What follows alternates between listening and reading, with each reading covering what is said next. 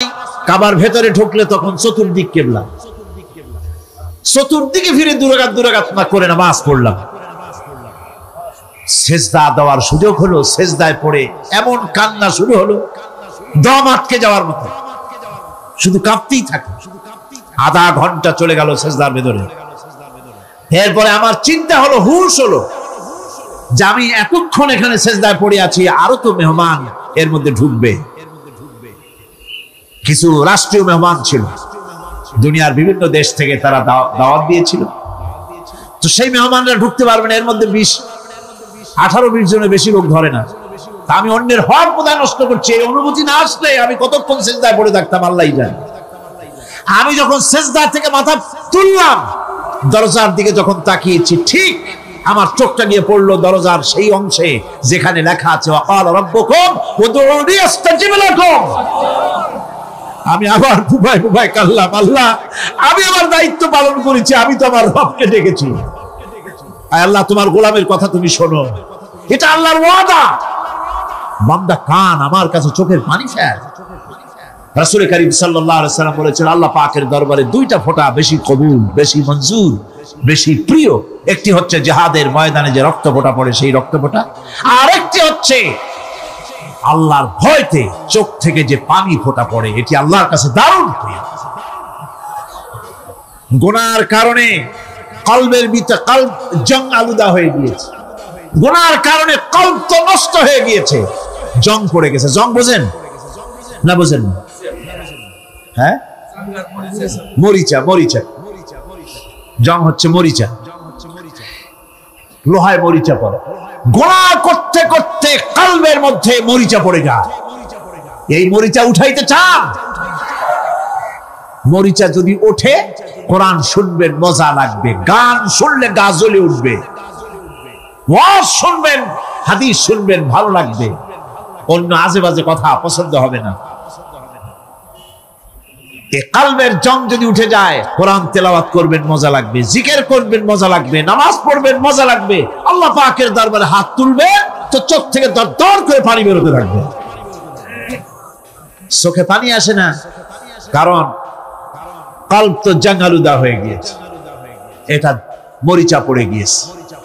আমি জিজ্ঞেস করতে চাই, কলবের এই জং, এই মরিচা কি আপনারা উঠাতে চান?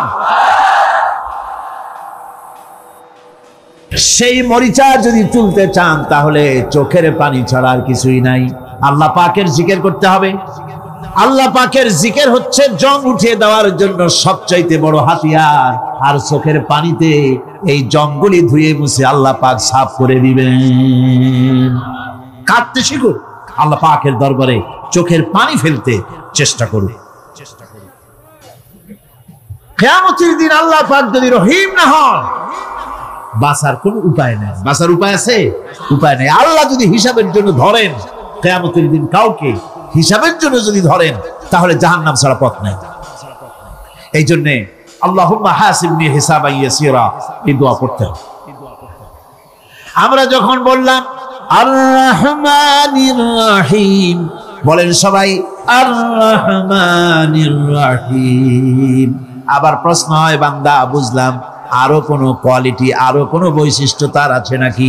আমরা বলি মালিকি ইয়াউমিদ্দিন। তিনি হচ্ছেন বিচার দিনের মালিক, শেষ বিচারের মালিক তিনি।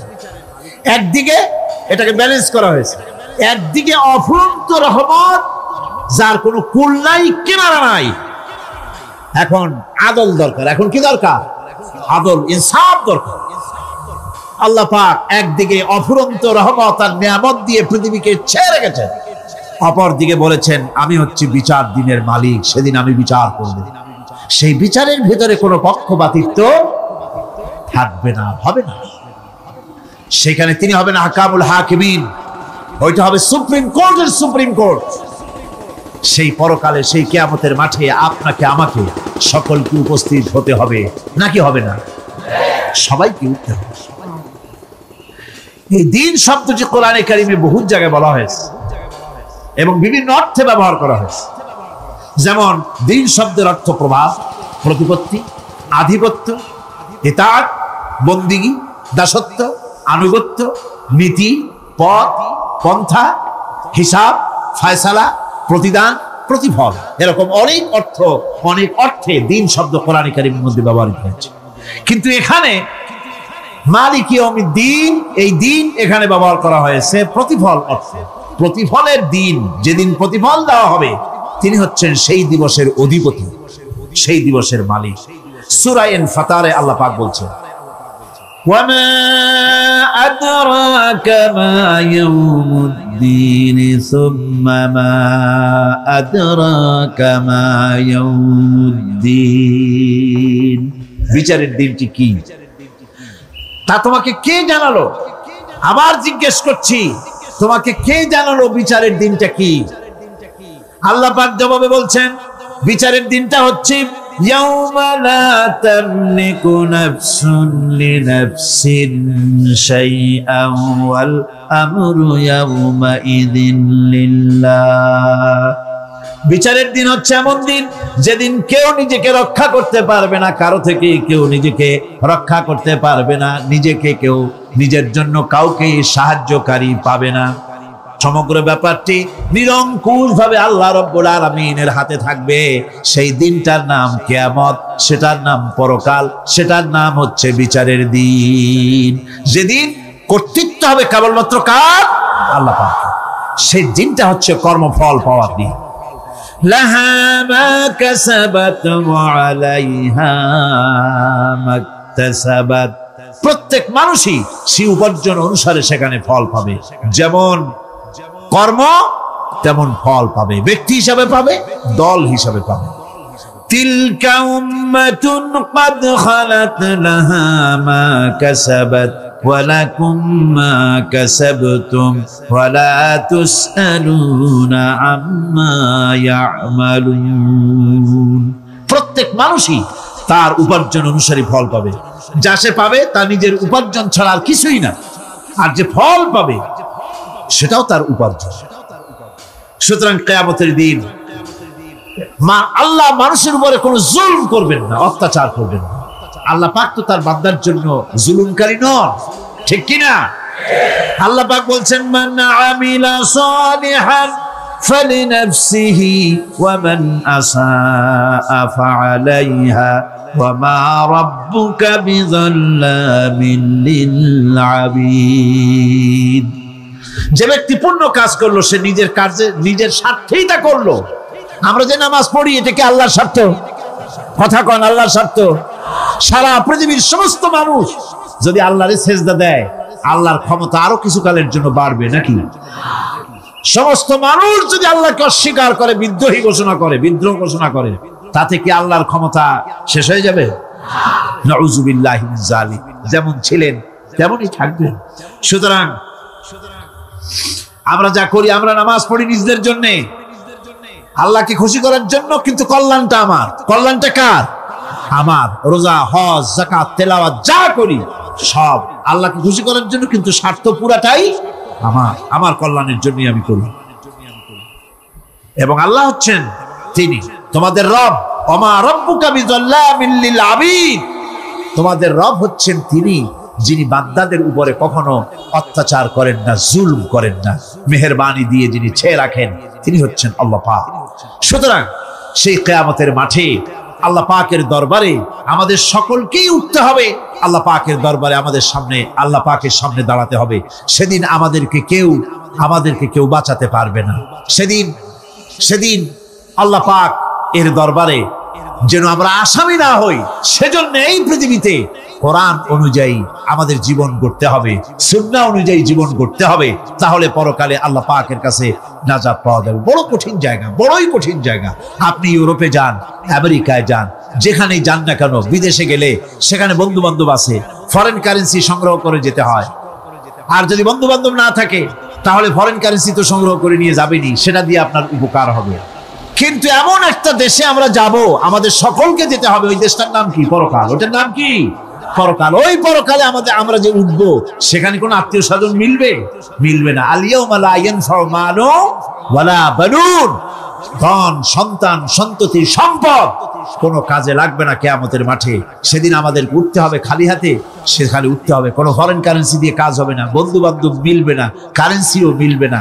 এমন একটা কঠিন জায়গা যেখানে মাথার উপরে হবে প্রচন্ড সূর্যের কিরণ, পায়ের তলে হবে তামার মতো জমিন, সমস্ত মাঠ জুড়ে শুধু মানুষ চিল্লাবে, কাঁপতে থাকবে, চিল্লাইতে থাকবে, উলঙ্গ উলঙ্গিনী হয়ে কিয়ামতের মাঠে মানুষ আল্লাহর দরবারে উঠবে। হযরত আয়েশা সিদ্দিকা রাদিয়াল্লাহু তাআলা আনহা বলেছেন, হে রাসূল, তাহলে কি মানুষের শরম করবে না? হুজুর বললেন, শরমের অনুভূতিই তো থাকবে না। মানুষ সব আকাশের দিকে, ঊর্ধ্বের দিকে তাকিয়ে থাকবে, ভয়তে অস্থির হয়ে যাবে, কেউ কারো দিকে তাকাবার সময় পাবে না। এমন একটা বিভীষিকাময়, এমন একটা বিরাট জায়গায়, কঠিন জায়গায় আমাদের সকলকে উঠতে হবে। যাওয়ার আগে আল্লাহ পাক স্মরণ করিয়ে দিচ্ছেন, সূরা ফাতিহা প্রত্যেক নামাজে আমাদের স্মরণ করিয়ে দেয়, তিনি শুধু রহমান রহিমই নন, তিনি মালিক ইয়াউমিদ্দিন। তিনি কিয়ামতের দিন মানুষের বিচার করবেন। সে বিচারের মধ্যে পক্ষপাতিত্ব থাকবে না, সে বিচারটা বড় কঠিন হবে। কারো পয়সা যদি মারেন, কারো হক যদি নষ্ট করেন, তাহলে প্রতিটা পয়সার জন্য 70 রাকাত কবুল নামাজের সওয়াব দিতে হবে কিয়ামতের মাঠে। বাঁচা যাবে না সেদিন, উপায় হবে না। আল্লাহ পাক যার প্রতি রহম করবেন তিনি ছাড়া আর বাঁচার কোনো পথ থাকবে না। সেই জন্য ওই পরকালের মাঠে কিয়ামতের দিন আল্লাহ পাকের দরবারে আমরা যেন আল্লাহর খাঁটি বান্দা হয়ে উঠতে পারি, এই জীবন যাপনের তৌফিক আল্লাহ পাক যেন আমাদের দান করেন। আমরা সবাই বলি আমিন, সকলে বলেন আমিন। এই পৃথিবীতে আসার পর আমাদের হায়াত তো বাড়ছে না, বরং হায়াত প্রতি মুহূর্তে কি হচ্ছে? লোকেরা বলে হায়াত বাড়ে, হায়াত তো বাড়ে না। হায়াত কি হয়? জন্মের পরের থেকে আমার জন্য রিজার্ভ আছে যতটুকু, 50 বছর বাঁচবো, 60 বছর বাঁচবো, যতটুকু হায়াত আমার জন্য নির্ধারিত করা আছে, নির্ধারণ করা আছে, প্রতিদিন একদিন করে কমে যেতেছে। এজন্য আমি বলি, আমার বাড়িতে যে ঘড়িটা আছে, এই ঘড়িটা বেলা 1টার সময় ঢং করে একটা আওয়াজ দেয়, শ্রোতাকে শুনিয়ে দেয়, বাড়িওয়ালা তোমার জীবনের মূল্যবান হায়াত থেকে 1 ঘন্টা কমায়া দিলাম। 2টার সময় 2টা ঘন্টা লাগায় শোনায় দিল, বান্দারে তোমার জীবনের মূল্যবান সময় থেকে 2টি ঘন্টা কমে গেল।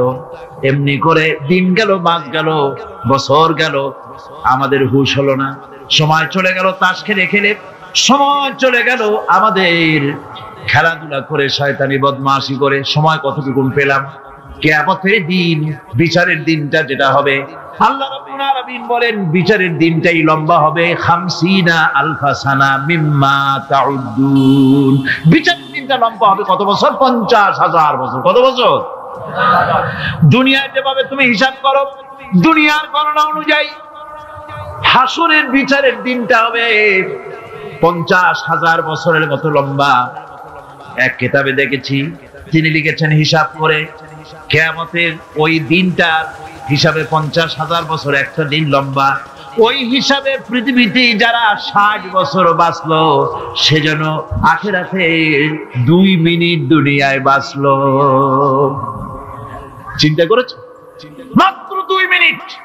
60 বছর যারা হায়াত পেল, 2 মিনিট বাঁচলো। এই 2 মিনিটের জন্য কত হাঙ্গামা, কত মারধর, কত সন্ত্রাস, ক্ষমতার জন্য লড়াই, ঠ্যাং করেঙ্গে ত্যাং করেঙ্গে, লাঠি কে আন্দার মুগুর ভরেঙ্গে, শক্তির ঠেলায় অস্থির। আমার বন্ধুগণ, সময় চলে যাচ্ছে স্রোতের মতো করে, কারোর জন্য সময় অপেক্ষা করতেছে না। আমাদের মৃত্যু প্রতি মুহূর্তে কাছে চলে আসতেছে। এই জন্য শায়ের বলেছেন, আগাহা আপনি মৌত সে কোই বাশার নেহি, আগাহা আপনি মৌত সে কোই বাশার নেহি, সামা সো বরস কে হ্যাঁ পল কি খবর নেহি। মৃত্যু সম্পর্কে আমাদের কারো জানা নাই। যে কোনো মুহূর্তে মৃত্যু আমাদের কাছে এসে যেতে পারে, মৃত্যু সম্পর্কে কিছুই জানা নাই। অথচ প্রতি মুহূর্তে আমরা মৃত্যুর দিকে এগিয়ে চলছি। মাল সামান 100 বছর কি ধরে খাবো তাও জমা করে রেখেছি, কিন্তু এক মুহূর্তের খবর নাই। মা ফিরে এসেছি, বাড়ি যেতে পারবো নিশ্চয়তা নাই। আছে? বলেন আছে? আপনি বাড়ি যাও ভালো, বসেছেন, দাঁড়াতে পারবেন, এই নিশ্চয়তা আছে? নাই। সুতরাং সূরাতে যে সময়ের উপরে কসম করে মূলত সময়ের অপরিসীম গুরুত্ব সম্পর্কে আল্লাহ পাক মানুষকে বুঝাই দিতেছেন। সময়ের দাম দাও।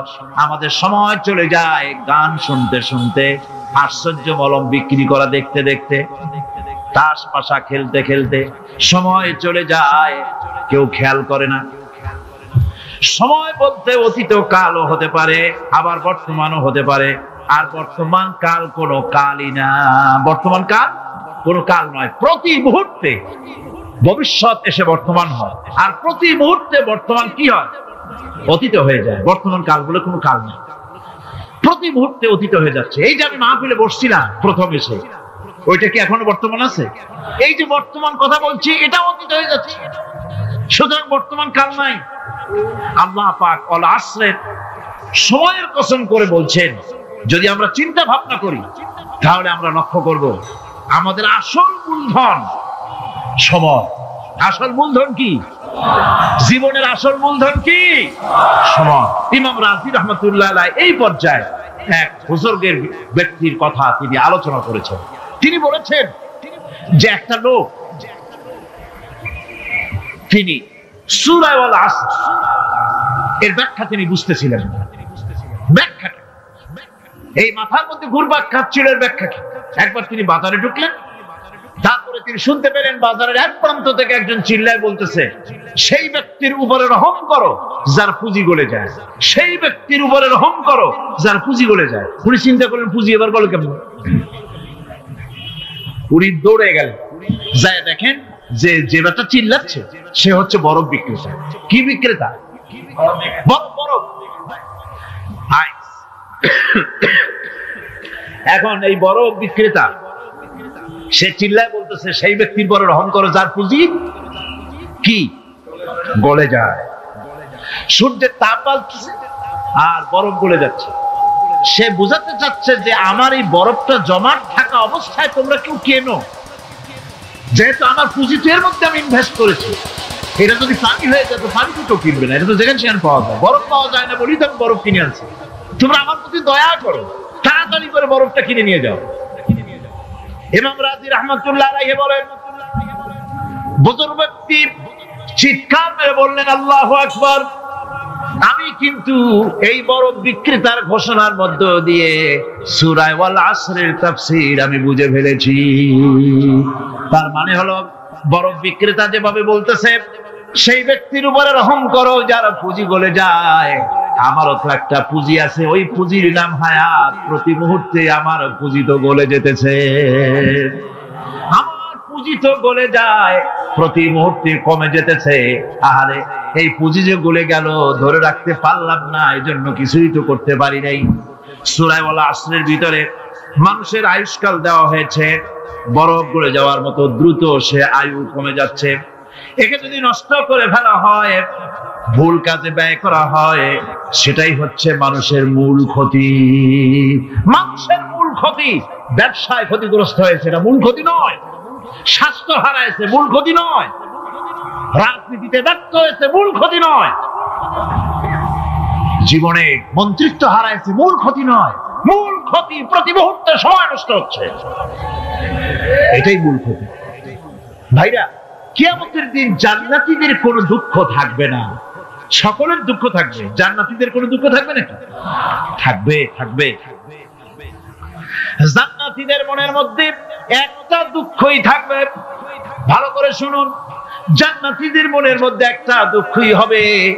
তারা মনে মনে চিন্তা করবেন, আফসোস করবেন, আরে যদি দুনিয়ায় বসে অমুক সময় বাসে বসেছিলাম, আজে বাজে চিন্তা করেছি, বাড়ির ড্রয়িং রুমে একা একা বসে বসে আজে বাজে চিন্তা করেছি, অমুক অমুক সময় খেলাধুলায় কাটাইছি, এই সময়গুলিতে যদি সুবহানাল্লাহ, আলহামদুলিল্লাহ, লা ইলাহা ইল্লাল্লাহ, আল্লাহু আকবার, এই তাসবিহ যদি পড়তাম, জিকির আজকার করতাম, জান্নাতের ভিতরে আরো নিয়ামত লাভ করতে পারতাম। সময়টা তো কাজে লাগাইলাম না। মানুষের সবটা, মুমিনের সব কাজে সওয়াব। ওয়াকুলু লিন-নাসি হুসনা, মানুষের সঙ্গে ভালো ভালো কথা কও, মানুষের সঙ্গে হাসি মুখে কথা কও। একজনের সাথে হাসি মুখে কথা বললেন, আপনার একটা সদকা দেওয়ার মতো সমান সওয়াব আমলনামায় লেখা হয়ে গেল। ভালো ভালো কাম করো। বন্ধুগণ, সময় দ্রুত গতিতে চলে যাচ্ছে, মানুষের জীবন ক্ষতিগ্রস্ত হচ্ছে। ক্ষতি থেকে বাঁচতে পারবে 4টা গুণ যার মধ্যে আছে, বাকি সব ক্ষতিগ্রস্ত হয়ে যাবে। আমার ভাইরা, এই কথাগুলি বলে আল্লাহ পাক যেন এরকম একটা দৃষ্টান্ত দিলেন।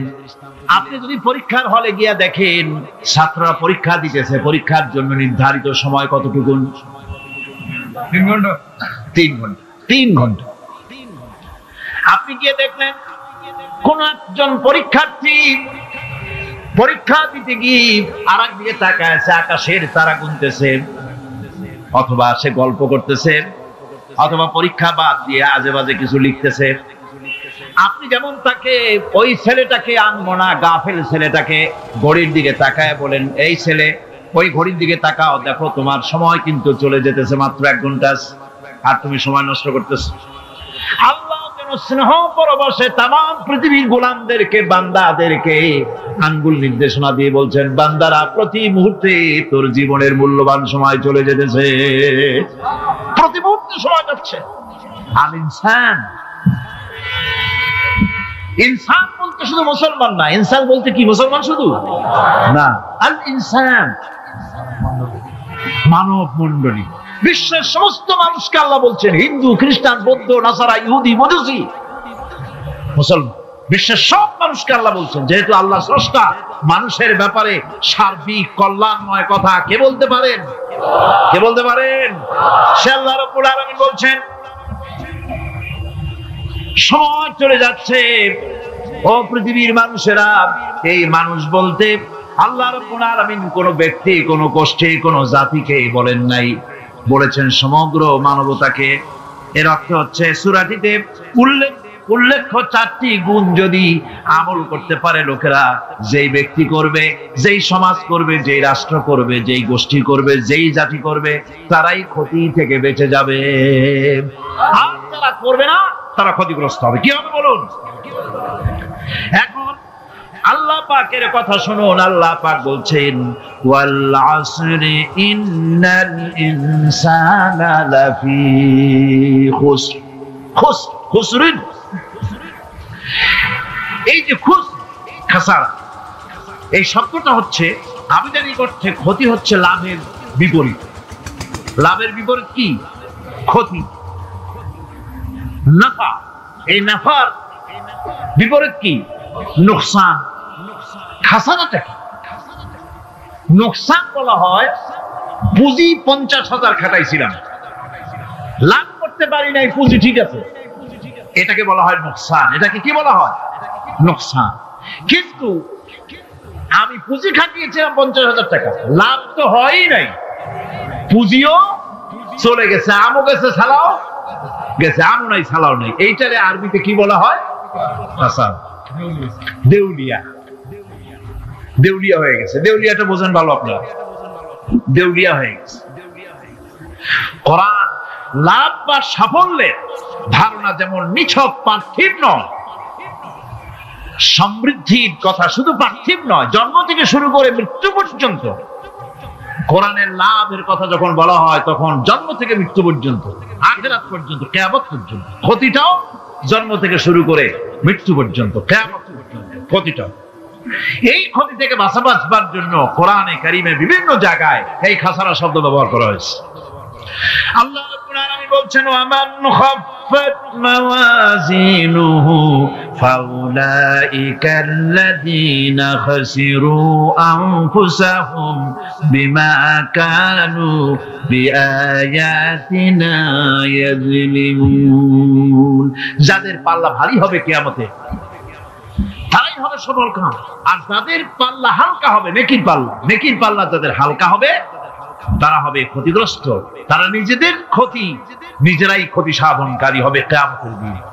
কাজে মানুষের জীবনের সমুদয় কার্যাবলীর ভালো অংশ যদি খারাপ অংশের উপরে বিজয়ী হয়, তারপরে খারাপ অংশ পাওনাদারদের দিয়ে টিয়া, এরপরে যদি নেকি কিছু বাকি থাকে, তাহলে বোঝা গেল লোকটা কিয়ামতে নাজাত পাবে। আর যদি ভালো কাজের উপরে খারাপ কাজ বিজয়ী হয়ে যায়, আর সমস্ত পাওনাদারদেরকে পাওনা মিটাইয়া তারপরও পাপ পাখি থেকে যায়, এক চাইতে খাসারা পৃথিবীতে আকাশে জমিনে কিছুই আর হবে না। এর থেকে বাঁচার জন্য আল্লাহ পাক এই খাসারা থেকে বাঁচার জন্যই মানুষকে এই কথা বলছে। এই কথাটি কোরআনে কারীমের অন্য একটি আয়াতে আরো সুন্দর করে বলা হয়েছে, যারা নাকি এই দুনিয়ার বুকে যারা নিজেদের পুঁজি খাটাইছে, জীবনের পুঁজি সুদ কামাইতে খাটালো, জীবনের পুঁজি খাটালো হারাম কামাইয়ের ভিতরে, অন্যায় কাজের ভিতরে, যারা জীবনের পুঁজিকে আল্লাহ দ্বীনের কাজে লাগাতে পারে নাই, তাদের সম্পর্কে বলা হচ্ছে হাসিরাত দুনিয়া ওয়াল আখিরাতা যালিকা হুয়াল খুসরানুল মুবিন। হাসিরাত দুনিয়া ওয়াল আখিরা, দুনিয়াও ক্ষতিগ্রস্ত, আখিরাতেও ক্ষতিগ্রস্ত। এটা হচ্ছে তার জন্য সুস্পষ্ট ক্ষতি, এর থেকে বড় ক্ষতি আর কিছুই হতে পারে না। আল্লাহ পাক কোরআনে কারীম অন্যত্র বলেছেন وَنُنَزِّلُ مِنَ الْقُرْآنِ مَا هُوَ شِفَاءٌ وَرَحْمَةٌ لِّلْمُؤْمِنِينَ وَلَا يَزِيدُ الظَّالِمِينَ إِلَّا خَسَارًا।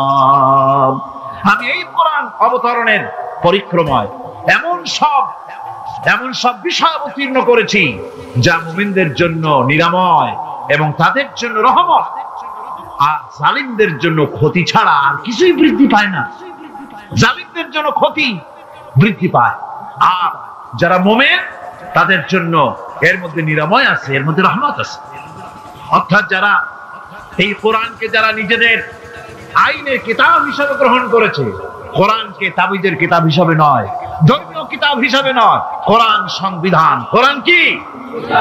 কোরআনকে যারা সংবিধান হিসেবে মেনে নিয়েছে, কোরআনকে যারা সংবিধান হিসেবে গ্রহণ করলো, ব্যক্তি, পরিবার, সমাজ, রাষ্ট্রে, তাদের যাবতীয় মানসিক, বুদ্ধিবৃত্তিক, নৈতিক, তামাদ্দুনিক রোগের নিরাময় হবে, এর দ্বারা শান্তি হবে। কিন্তু যেসব জালিম এই কোরআনকে প্রত্যাখ্যান করেছি, কোরআনকে যারা মৌলবাদীদের কিতাব বলে, কোরআনের কথা বললে মৌলবাদ বলে গাল দেয়, তারা তাদের কপালকে পোড়াইয়া ছাই বানাইয়া দিছে, তাদের কপাল ভস্মীভূত করে দিয়েছে। যে ব্যক্তি আল্লাহর সঙ্গে বিদ্রোহ করেছে আর পরকালের জন্য পাথর জোগাড় করে নাই, দুনিয়াকে অগ্রাধিকার দিল, পরকালকে ভুলে গেল, তার জায়গা হলো জাহান্নাম। وَأَمَّا مَنْ خَافَ مَقَامَ رَبِّهِ وَنَهَى النَّفْسَ عَنِ الْهَوَى فَإِنَّ الْجَنَّةَ هِيَ الْمَأْوَى। আর যে ব্যক্তি আপন প্রভুর সামনে উপস্থিত হওয়াকে ভয় করেছে এবং আপন প্রবৃত্তিকে লালসা মুক্ত করেছে, লালসার হাত থেকে রক্ষা করেছে, আল্লাহ রাব্বুল আলামিন কিয়ামতের দিন তার জন্য রেখে দিয়েছেন জান্নাত। তার জন্য কোন জায়গা? জান্নাত। আমাদেরকে পরকাল ভিত্তিক জীবন যাপন যদি করি, তাহলে কবরের জবাবগুলি খুব আসান হবে। আর যদি পরকাল ভিত্তিক জীবন যাপন না হয়, কবরটা মুসিবত হয়ে যাবে। হযরত ওসমান রাদিয়াল্লাহু তাআলা আনহু কবরের কাছে গিয়ে খুব কাঁদতেন। সাহাবায়ে কেরাম প্রশ্ন করেছেন, হুজুর, রাসূল করিম সাল্লাল্লাহু আলাইহি ওয়াসাল্লাম যখন জান্নাত ও জাহান্নামের ওয়াজ করেন, তখনও তো এত বেশি আপনি কাঁদেন না, যত বেশি কাঁদেন কবরের কাছে এসে। কারণ হযরত ওসমান রাদিয়াল্লাহু তাআলা আনহু বলতেন, আমার সাথীরা, আমি আমার হাবিবের কাছে, আল্লাহ রাব্বুল আলামিনের রাসূলের কাছে আমি শুনেছি এই কবরটাই হলো প্রথম স্টেশন, এই কবরটাই হলো প্রথম ইমিগ্রেশন কাউন্টার। এই জায়গায় কেউ যদি ধরা পড়ে যায়, কারো যদি চার্জশিট হয়ে যায়, সব জায়গায় ধরা পড়ে যাবে। হাসরে, মিজানে, সিরাতে কোনো জায়গায় নাজাত পাবে না। আর এই কবরটা যদি কেউ মুক্তি পেয়ে যায়, মিজান, সিরাত, হাসর সব জায়গা থেকে আল্লাহ তারে ভালোভাবে পার করে দিবেন। এটা হলো আসল জায়গা, মারাত্মক জায়গা, খুব মারাত্মক জায়গা। আমি এটাকে ইমিগ্রেশন কাউন্টার বলেছি আমার ভাষায়। ইমিগ্রেশন কাউন্টার যারা বিদেশ ভ্রমণ করেছেন তারা জানেন, লন্ডন যাবেন, আমেরিকা যাবেন, সৌদি আরব যাবেন, যে কোনো বিদেশে যাবেন, গেলেই পাসপোর্ট তারা দেখবে। পাসপোর্টে আপনার ন্যাশনালিটি কোনটা সেটাই তারা জানতে চাইবে। আপনি কোন দল করেন এটা তারা জানতে চাইবে না, আপনার আইডেন্টিটি কি তারা জানতে চাইবে। তারপরে যদি স্যাটিসফ্যাক্টরি হয় আপনাকে ভিসা দিয়ে ভেতরে ঢুকবার ব্যবস্থা করে দেবে। আর যদি তারা স্যাটিসফাইড না হয় তাহলে আপনাকে মেহমানখানায় ঢুকানো হবে গ্রেফতার করে। খবর হচ্ছে এ ধরনের একটি ইমিগ্রেশন কাউন্টার। কবরের ভিতরে মানুষ যখনই রাখা হবে সঙ্গে সঙ্গে দুজন ফেরেশতা আসবে। কবরের কাছে যারা এসেছিল দাফন হয়ে যাওয়ার পর এই লোকগুলি 40 কদম যেতে যতক্ষণ লাগে এর মধ্যেই দুজন ফেরেশতা এসে যাবে, এসে জিজ্ঞেস করবে মান রব্বুকা, তুমি কোন দল করতে? ওটা তাদের জানার দরকার নেই। ব্যবসা করতেন না চাকরি করতেন প্রয়োজন নেই। প্রথমেই জিজ্ঞাসা করা হবে ন্যাশনালিটি, প্রথমেই জিজ্ঞাসা করা হবে তার ন্যাশনালিটি সম্পর্কে, তার আইডেন্টিটিটা কি, এবং সেটাকে সত্যায়িত করার জন্য, বোঝার জন্য 3টি প্রশ্ন। প্রথম প্রশ্ন মান রব্বুকা ওয়া মা দীনুকা ওয়া মান নাবিয়ুকা, তোমার রব কে, তোমার দ্বীন কি, তোমার নবী কে। যদি এই ব্যক্তি বেঈমান হয়, মুনাফিক হয়, সে বলবে হায় হাতা লা আদরি, হায় হাতা লা আদরি, জানি না আমার রবকে, আমি জানি না। তোমার দ্বীন কি, দ্বীন কারে কয় বুঝি না। এরপরে আল্লাহর নবী জনাবে মুহাম্মদ রাসূলুল্লাহ সাল্লাল্লাহু আলাইহি ওয়াসাল্লামকে দেখানো হবে, বলা হবে মা কুনতা তাকুলু ফি হাদার রাজুল, এই ব্যক্তি সম্পর্কে তোমার ধারণা কি নিকে? বলবে আমি চিনি না। নাউযুবিল্লাহ। বাস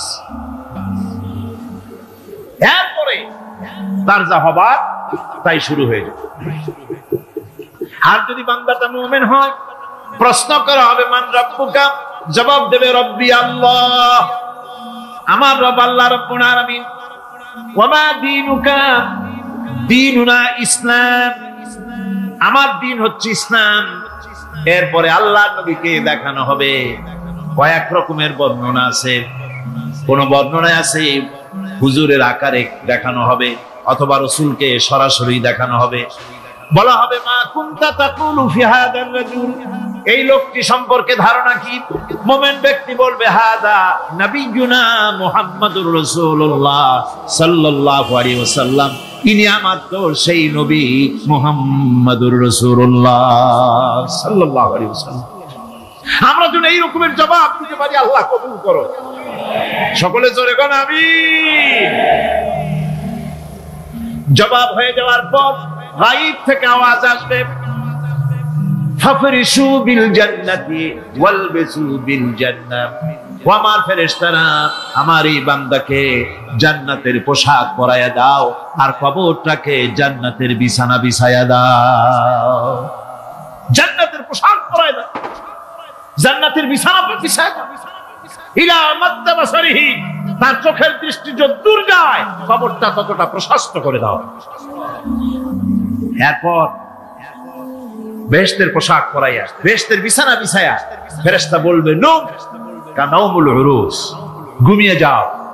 দুলামিয়া যেমন বাসর সজ্জায় নতুন বউ নিয়ে আরামে ঘুমায়, এরকম আরামে ঘুমায় যাও। ইলা ইয়াউমিল কিয়ামা, কিয়ামত পর্যন্ত ঘুমায়, আরামে ঘুমিয়ে থাকবে। এরপরে সিংহায় ফুৎকার হবে, সিংহার ফুৎকারের আওয়াজে তার ঘুম ভেঙে যাবে। বলবে ইয়া ওয়াইলানা মান বা'আসানা মিন মারকাদিনা, হায় আফসোস, আমার এত আরামের ঘুম থেকে কে আমাকে জাগ্রত করলো, আমার ঘুমটারে নষ্ট করলো কে? আওয়াজ আসবে হাদা মা ওয়াদার রহমান ওয়া সাদাকাল মুরসালুন, এটা হচ্ছে রহমানের সেই ওয়াদা আর